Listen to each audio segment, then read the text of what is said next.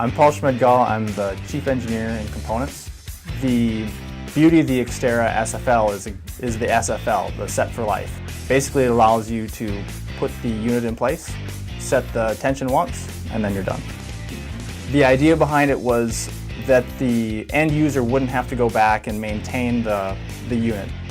In a typical belt cleaner, you go in and you set your tension. As the blade wears, you have to come back, add a little bit more tension to the unit. In this case, you set it and you basically can forget it for the length of the blade. Once the blade wears out, then you can take the tension off the unit, slap a new blade on, and reapply the tension and let it go again. One of the other pains that we solved with the SFL Dual is for applications that might require a little bit more cleaning.